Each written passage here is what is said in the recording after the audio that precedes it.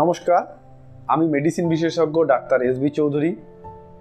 আমরা আমাদের এই সিরিজে আলোচনা করছি ফ্যাটি লিভার নিয়ে। বিভিন্ন দিন বিভিন্ন বিষয় নিয়ে ফ্যাটি লিভারে আলোচনা করছি।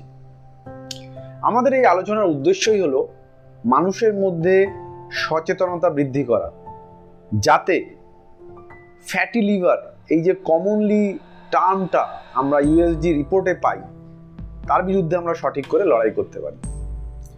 আজকে কি খাদ্যাভ্যাসের পরিবর্তন করলে আপনি এই ফ্যাটি লিভার নামক রোগটি থেকে ঝুঁকি কমাতে পারবেন, সেই বিষয়ে আলোচনা করব। চিনি, তেল, চর্বিযুক্ত খাবার, এগুলো আমাদের অ্যাভয়েড করতে হবে, বাদ দিতে হবে যতটা পারা যায়।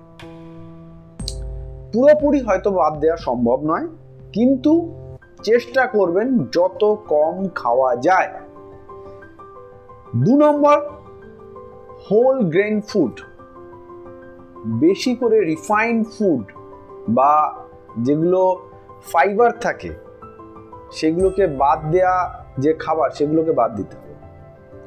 হোল গ্রেন ফুড মানে আটার থেকে যে ময়দাতে কিন্তু ফাইবার কমে যাচ্ছে, পিউরিফাইড হয়ে যাচ্ছে। আটাতে যেমন ফাইবার বেশি থাকে, তো যে সমস্ত খাবারে, এই যে খাবারের চারিদিকে যে একটা পাতলা আবরণ থাকে, তাকে খাবারের যে খোসাটা থাকে, খাবারের বিভিন্ন রকমের পালস বা ডালের চারিদিকে যে পালিশ করা ডাল না, যে পালিশ ছাড়া যে ডালটা থাকে, তার বাড়ির চারিদিকে দানা শস্যের চারিদিকেও একটা আবরণ থাকে। এই হোল গ্রেইন ফুড যেগুলো হয়, বিশেষ করে সবজি, শাক, ফল, ফলাদি, এই খাবারগুলোর পরিমাণ আপনাদের বাড়াতে হবে।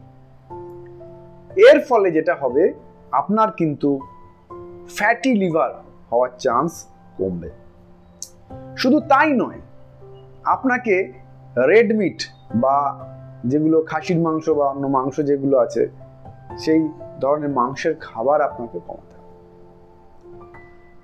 আর একটা কথা খেয়াল রাখবেন, শুধুমাত্র খাদ্যাভ্যাসের পরিবর্তন করলেই কিন্তু হবে না, সেই সঙ্গে অন্যান্য বিষয়েও যত্ন নিতে হবে।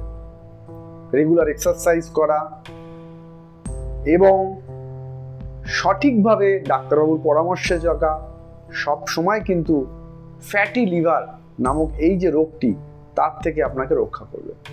ভালো লাগলে আমাদের এই যুদ্ধে আমাদের সঙ্গ দেবেন এবং ফ্যাটি লিভারের বিরুদ্ধে সচেতনতা গড়ে তুলবেন। ধন্যবাদ।